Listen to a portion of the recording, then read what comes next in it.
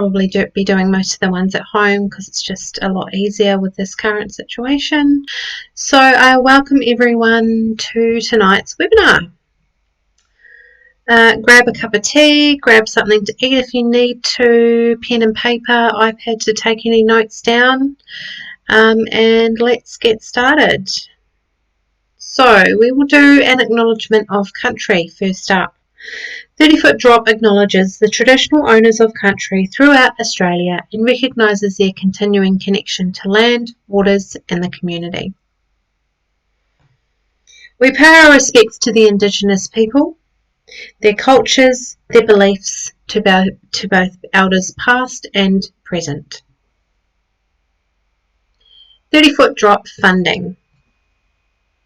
30-foot drop would like to acknowledge the Department of Communities Disability Services for funding this and many other initiatives. Without their help, without their support, so many projects such as Two Wise Monkeys wouldn't see the light of day and would be much more poorer for it as a community. This workshop is part of a Realities and Advantages Access and Inclusion grant, awarded to 30-foot drop as part of an Information, Linkages and Capacity Building grant for 2018 and 2019.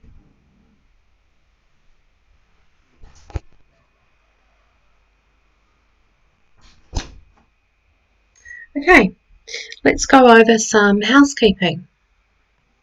Unfortunately, we do not have all of the resources to monitor all of our events on live stream. So if you did want to ask me a question, you just need to head to the link below this video, which is www.30footdrop.com.au. Jump in there and that will take you to our website, and hit the live button and you can chat with us. If you're watching from Facebook or YouTube, that means you won't be able to send me a live message. But if you do have any questions that you want to ask afterwards, you can do that from Facebook. Or if you have one you want to ask along the way, that's when you need to head to the link below this video. So we'll be covering a lot of information, and as per normal we ask attendees to try and minimise any distractions, which can be hard at the present time. So please excuse me if I have any little distractions that knock on my door. And if you talk about 30-foot drop or the Two Wise Monkeys workshops, please make sure that you have tagged us and shared our information, because the more people we can reach, the better we will be as a community, and the more inclusive people with disability and impairment are going to feel. So if you wanted to review this again afterwards, every session is recorded. So if you needed to go back and rewind it, it's all recorded, so you can rewatch it. You can rewatch it once I've hit the end button at the end. And that is available, like I said before, on Facebook, YouTube and our webinar website. Sorry. Okay, we'll be referencing a lot of research throughout the sessions, and all of the stuff that we talk about is all available on our website. So if you wanted to look deeper into something that I've spoken about, we've got all of that information available on our website for you to look into.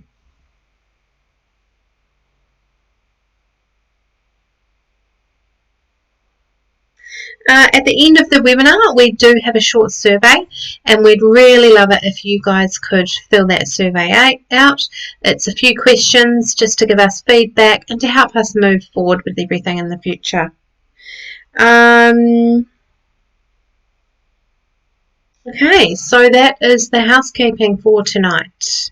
Let's head into the introductions. So, I am Lisa, and I am one of the Wise Monkeys, and I'm Hear No Evil. Just by looking at me, you probably can't tell what I most suffer from. And at the end of this workshop, I hope that you will hear no evil about impairment, and there'll be none of that negativity around impairment or disability. When I was 8, I was diagnosed with mild dyslexia. Teachers used to hit me on the head and read out my low marks. Why don't you understand what's wrong with you? Making me feel completely dumb and unworthy and not good enough. I'd go home crying. I would not want to go to school. And, being an 8-year-old child and not really understanding why you couldn't understand in the same way that the rest of your classmates could was really, really hard, especially for a girl, because, I don't know, it just wasn't as known back then, 30 years ago, for girls to have it. Maybe it wasn't as common, I'm not sure. So it made it really hard. But luckily I had good friends that supported me and looked after me. And I wasn't bullied by the rest of my classmates, which is a huge, huge, huge thing. I guess I was more bullied by the teachers, by the way they used to treat me, which is, I think it's disgusting thinking back now. And I just hope that no one is having to go through any of that anymore nowadays. Okay, but with my dyslexia, I was determined to succeed, and I found my future was in being creative, and I realised that I was okay at drawing, I was okay at painting, and that took me all around the world with an arts degree. I have a museum grade certificate, which means I can work with museum grade artwork and museums. I organise exhibitions, the marketing, everything to do with it. I have had my own exhibitions where I use oil paints, and I also have at the moment a photography business where I sell my photography, which is Lisa Hall Creative if you want to check it out. But if you know anyone that has an impairment or a disability or a learning disability, don't give up. And it's not the be all and end all if you're not an amazing mathematician or you're not an amazing speller. It doesn't matter. You've got that passion. You've got something within you that you will be good at, and it's just a matter of finding it. And I was lucky enough to find it in myself. It wasn't until I was 13. So, I had to wait a while, but it was worth it, and I wouldn't have it any other way. Now, the other monkey is Ben, and he is the director of these workshops and 30-foot drop. His story is definitely different to mine, and his disability or impairment is more obvious than mine. But through him, he found that people don't know enough about disability and impairment. People aren't talking about it. And that is why he started to do this, because it needs to be talked about if we want to make changes. And changes aren't going to be made if we hold it all inside and we don't talk about it. So that is why we are here today. So when we look at the monkeys, isn't there normally 3 monkeys? Who is the 3rd monkey? Have you guys guessed right? It's you guys. The aim of tonight's workshop is to turn you into a wise monkey. You'll begin on a journey of realising that impairment or not, we are all human and deserve to be treated and acknowledged in the same way as everyone else. And if you really did want to become that 3rd wise monkey, if you look behind me, there is some beautiful t-shirts up there, and they are for sale on our website. They're available in white and black and start from size 5 kid size to 5XL adult size. They're awesome. I've got mine on tonight, and everyone loves them, and I always get stopped and asked where did I get it from and all of that, and I have to say, well, it's my work top, and you can purchase one. So head over there and get yourself one and become that wise monkey. Let's go over to outline and method now, what we will be talking about and how we will be doing it tonight. So how are we going to get you started on the path of a wise monkey? Well, there's a lot to learn about people with impairment and disability and their potential impact they can have on your business. Today's session is all about how businesses can meet the specific needs of this market in order to tap into the business and create change and inclusive ideas. We'll finish off and focus at the end of the webinar. We will focus on tourism and events by having a look into the future. The southwest of Australia has the potential to grow this market, and we will have a look at how this can be accomplished. To finish the session, we will do an open forum session where you can ask questions and we can talk about the questions that are asked. So how are we going to cover this? What will our teaching method be? The answer is fun and open, honest discussions. Like I said before, if we can't be open and honest about the things that we need, then changes can't be made.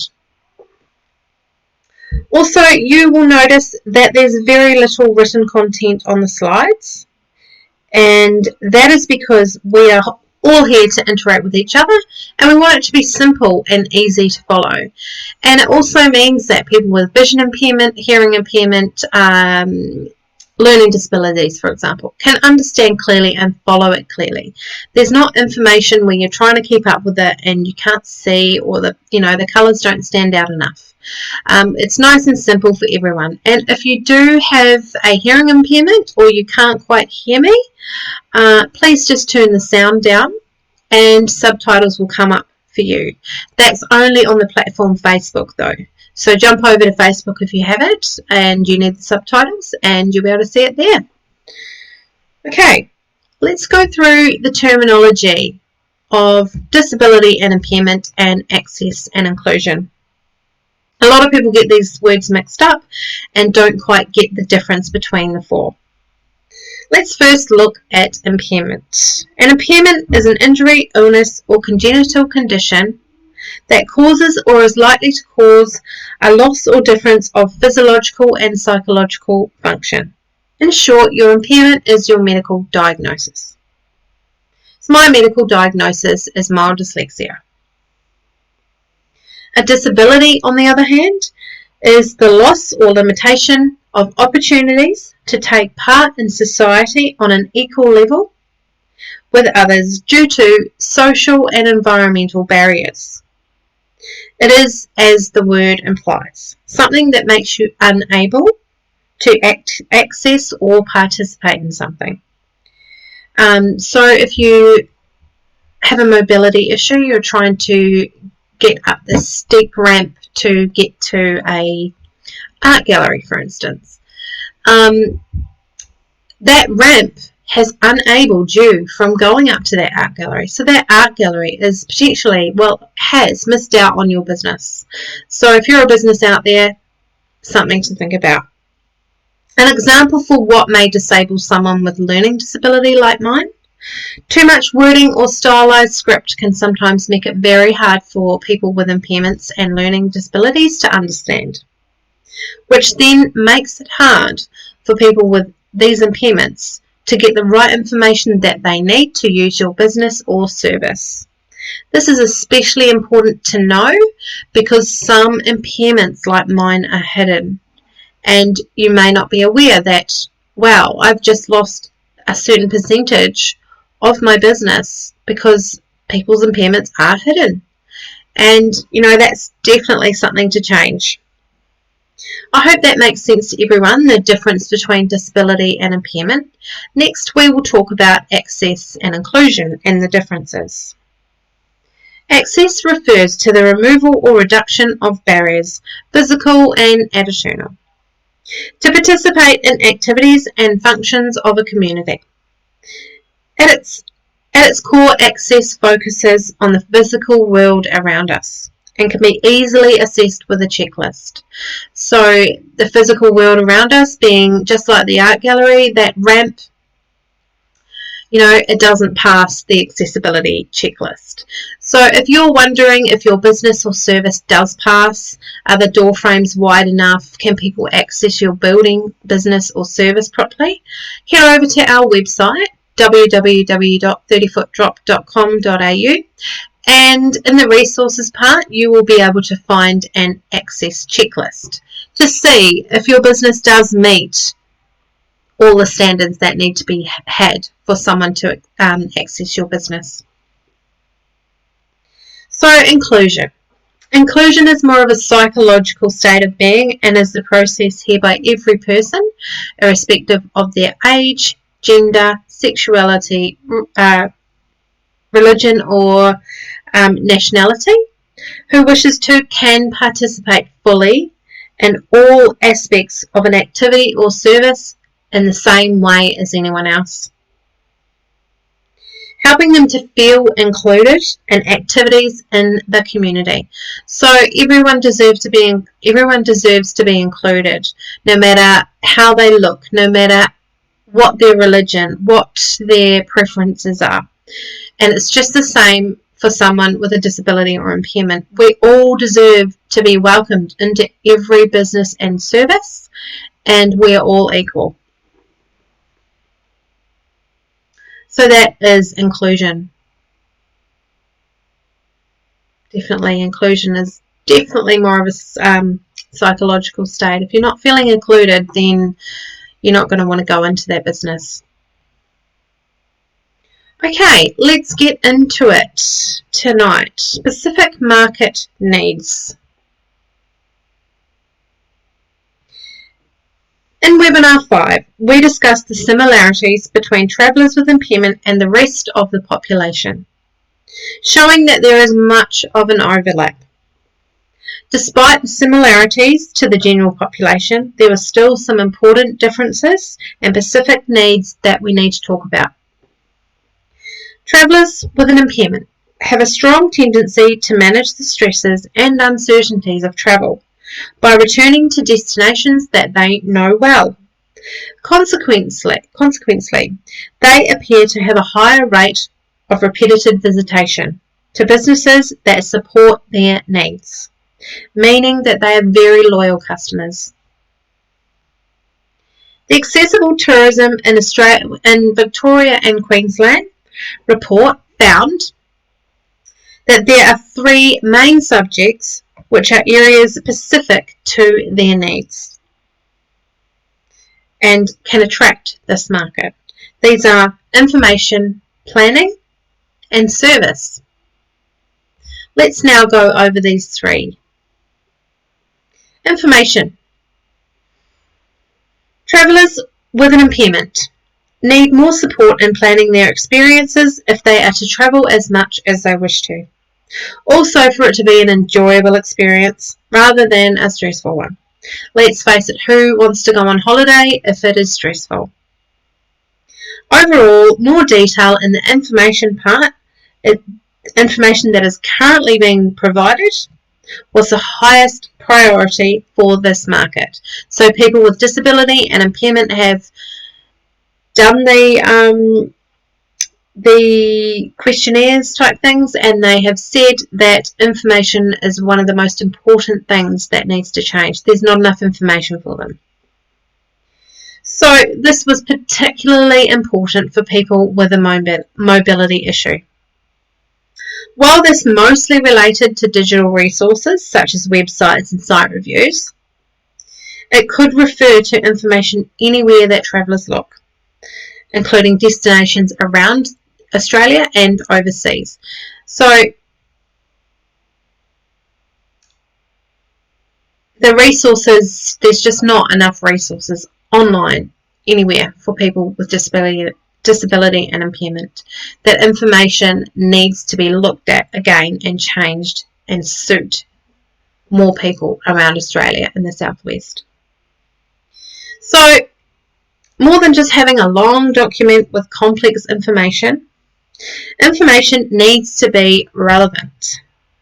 Most places already have different measures in place. Let them know by putting it on your website or on your profiles such as TripAdvisor or Expedia.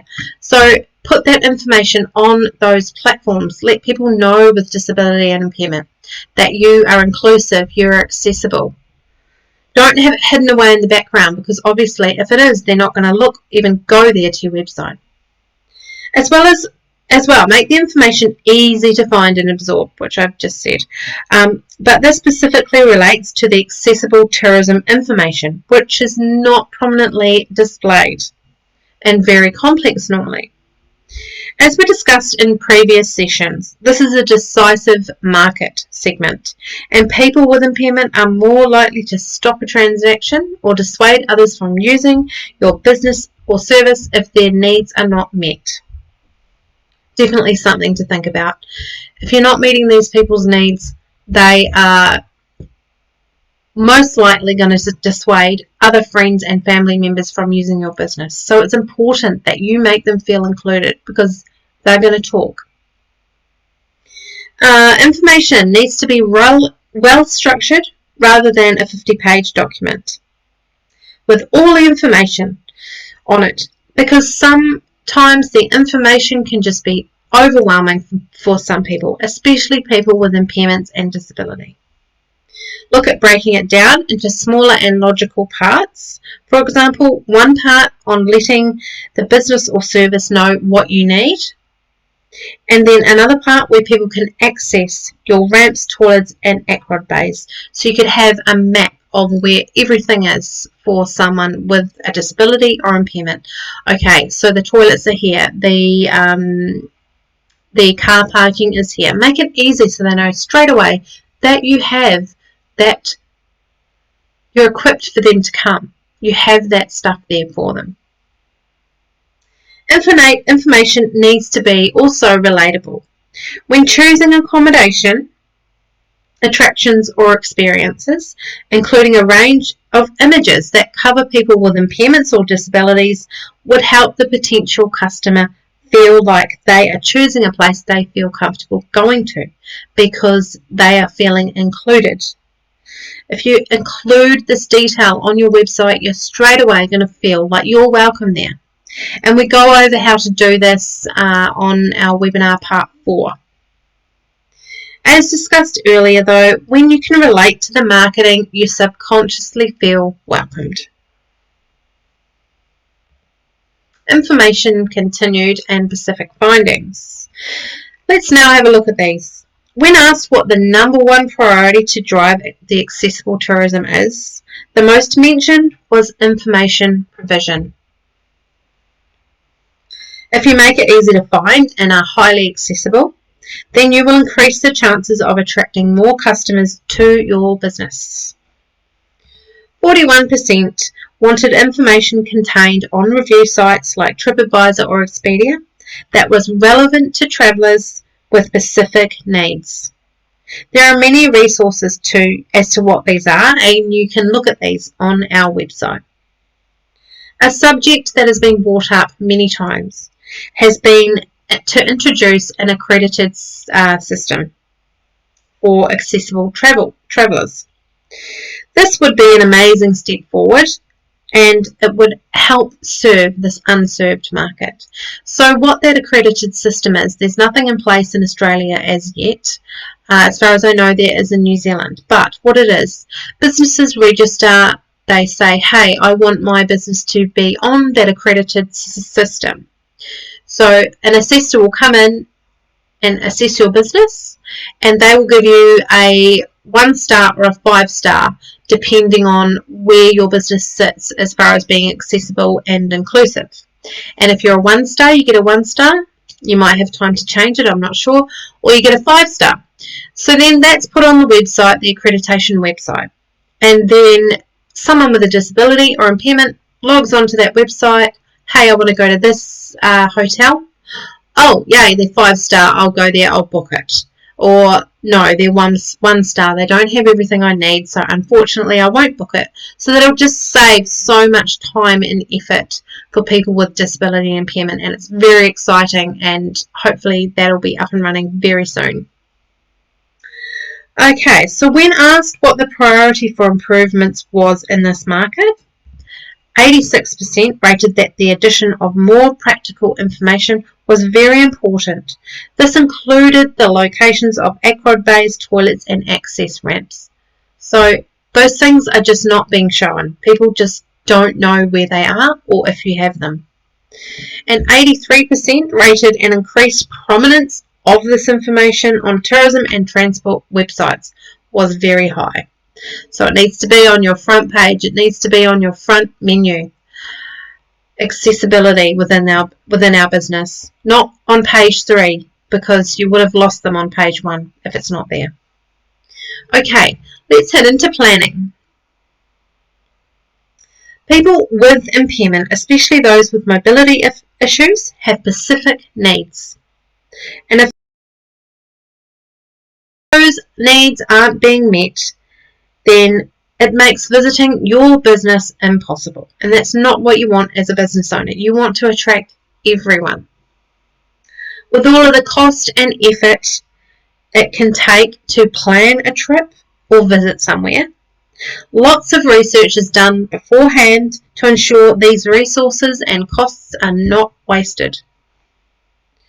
40% of respondents state was a barrier to travelling, highlighting the benefit of more detailed information being made available before planning their trip.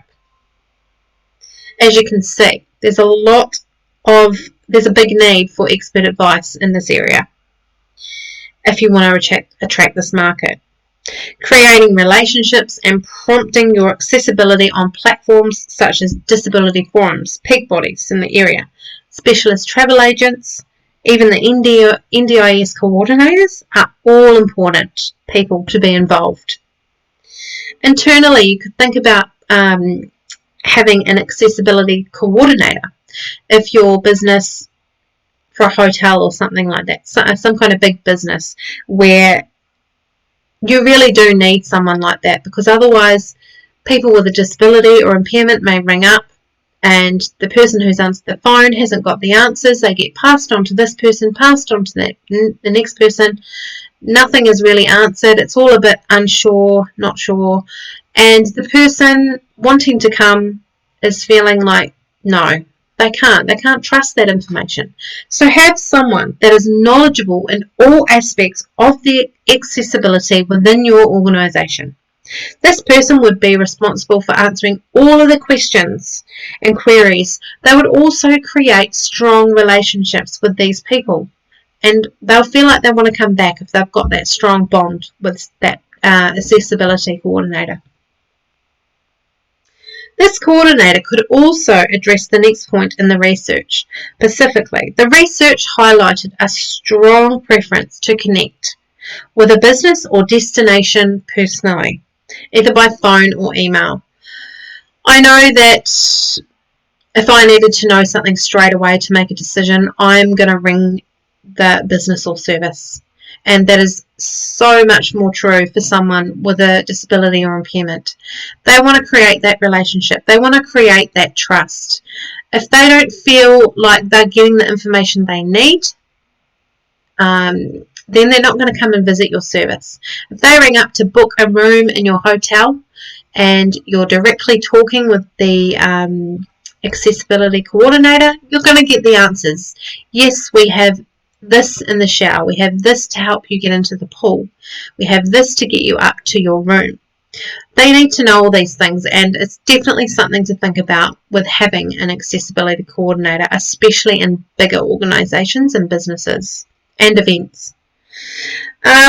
So this would provide the customer with rapid information, of course, increasing the likelihood of a sale and that personal connection, which is so important with people with disability and impairment.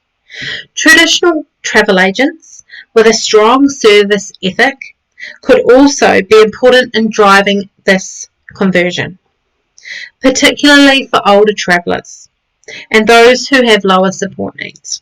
Many clients had low expectations, so the advice could expand their interest and create demand for new products and services.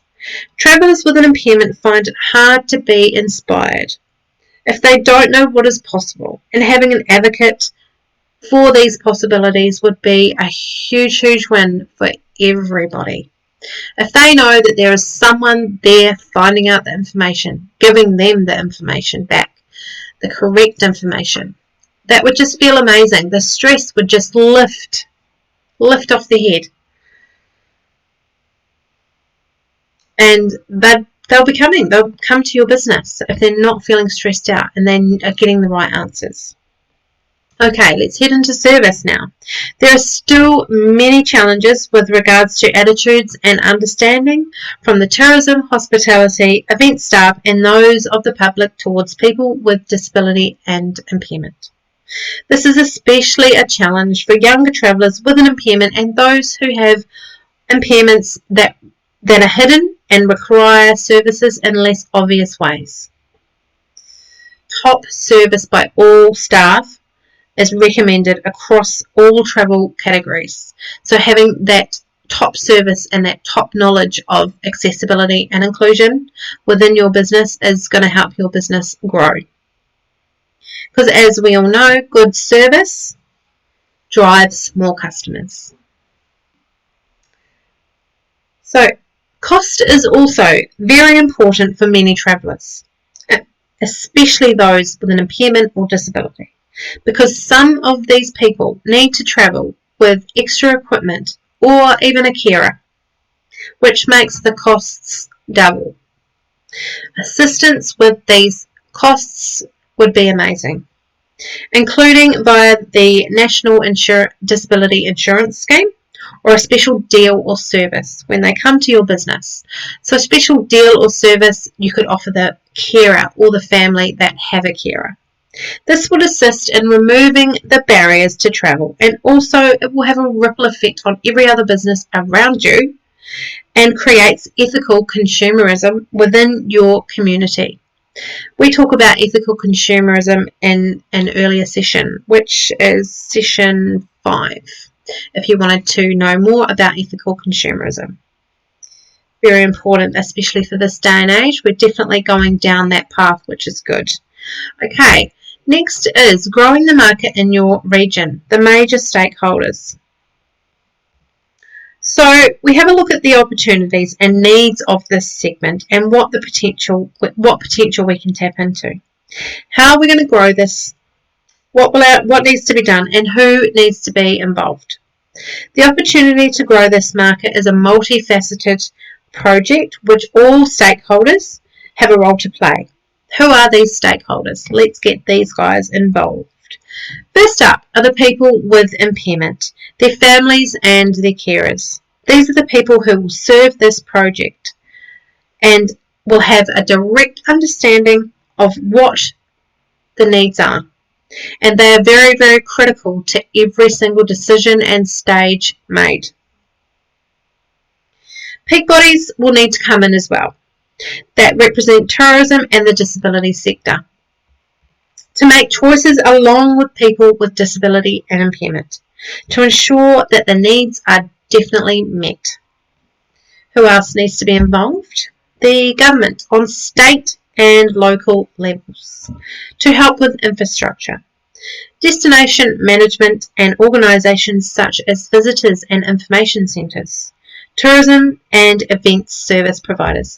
All of these people need to be involved in making these changes, and especially with what's happening with the coronavirus. You know, there's a lot of tourism and businesses suffering right now, and now's the time to maybe look at other avenues to create more customers and create different markets. There's this whole other unserved market just waiting for changes to be made. And now is the time to make the changes if you want to keep going with your business.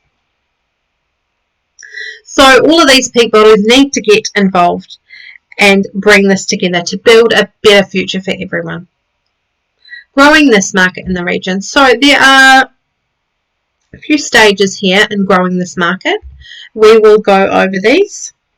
This part is intended as an executive overview of the stages. It is no means a how-to or you must do. We realise there is so much more involved, and with being said that, let's get in. There's so much involved, but at least, you know, this is a start, and hopefully these projects that we are doing within the community are going to make these changes. There are 5 stages that are required to grow this market. They are consult, inspire, educate, collate, promote, and lastly, build. Let's look closer at all of these stakeholders and how we can get them involved. Growing the market, stage 1 is consult. This should be a foundation of accessible tourism. Should be the foundation of accessible tourism. It should ensure that what is offered is built on a rich understanding of what travellers with impairment want and need. So important that they are involved in every single stage, or it's not going to work. This is the responsibility of all stakeholders, but government and destination management officers can take the lead, as they have the resources and skills to undertake projects and research to guide others.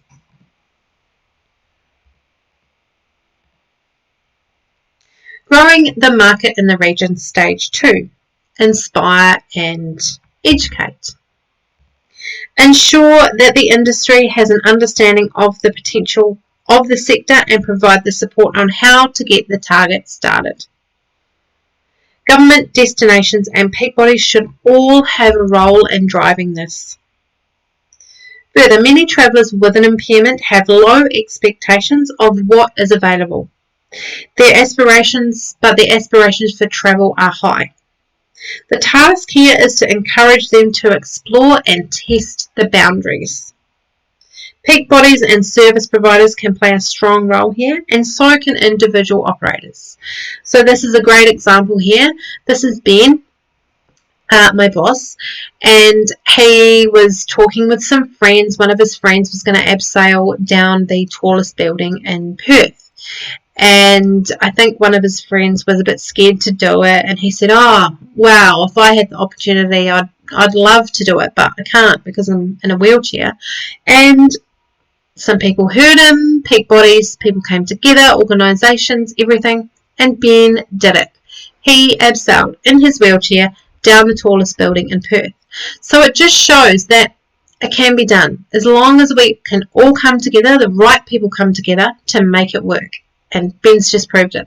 He abseiled down the tallest building, something I'm not sure I could do, but very inspiring.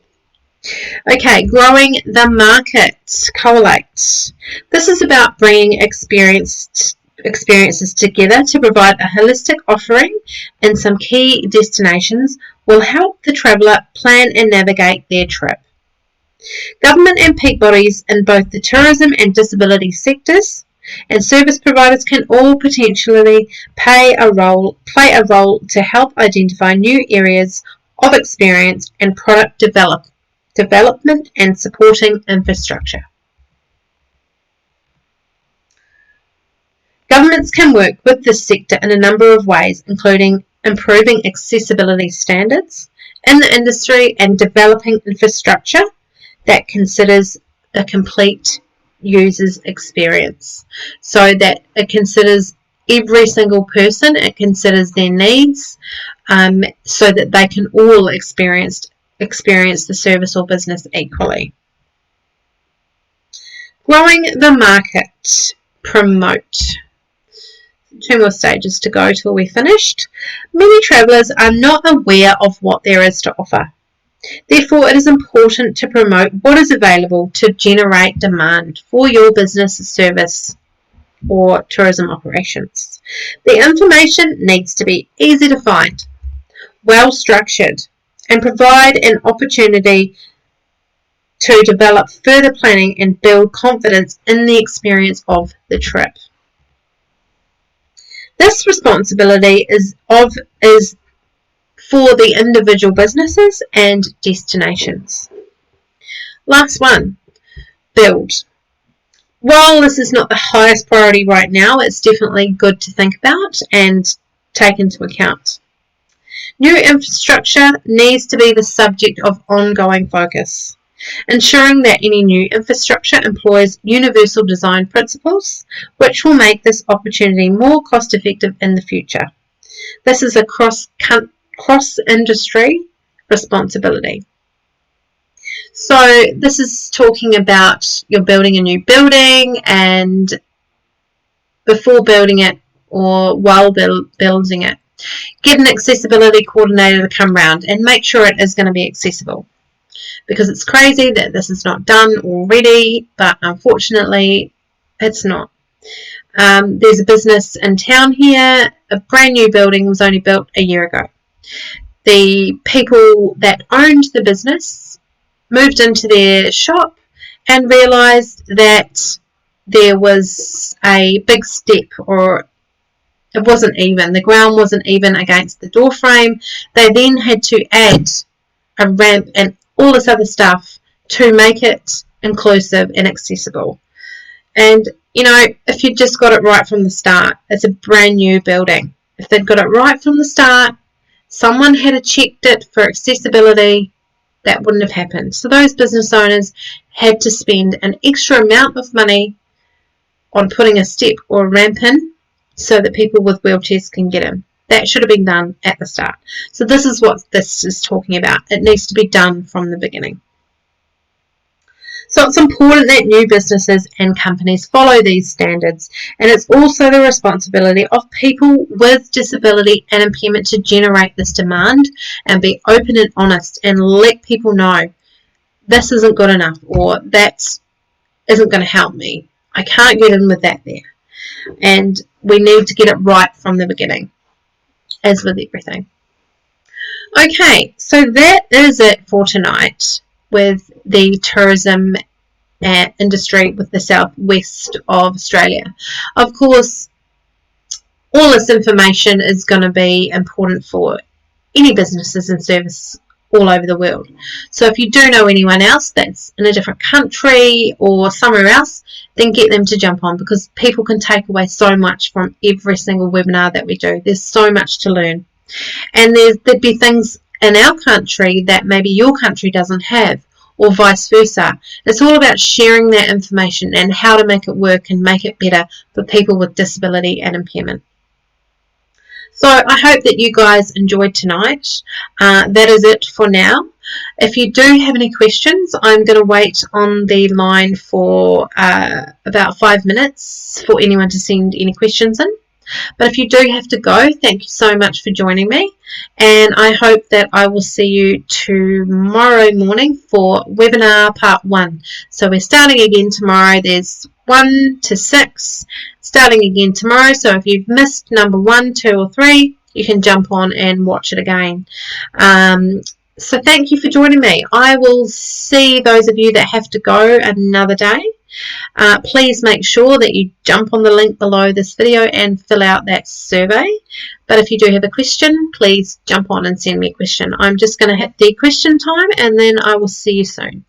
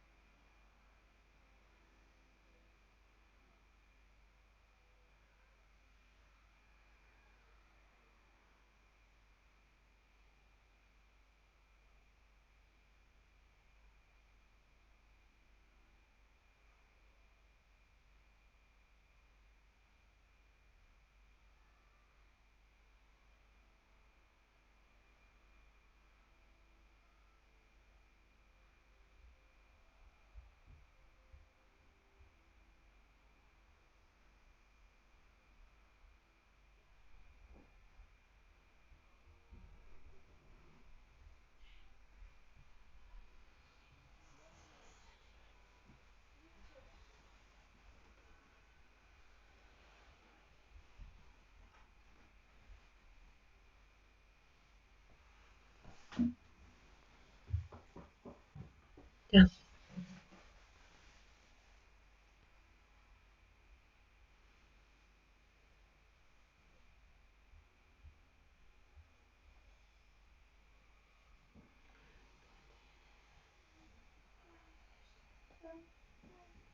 What did you say?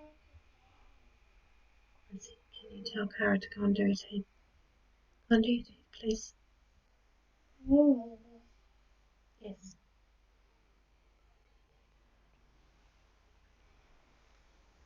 Stay there, okay? Yeah. I need to go back. Okay, let's see if we have any questions. So there doesn't seem to be any questions tonight, which is fine. I hope you enjoyed tonight anyway, and I look forward to seeing you guys tomorrow for tapping in part 1. Thank you so much for joining me. Look after each other and be strong. We can get through this together. It's a hard time at the moment, but now's the time to make changes, and positive changes as well. So we will see you again very soon. My little rat bag there. Okay, take care. Bye. You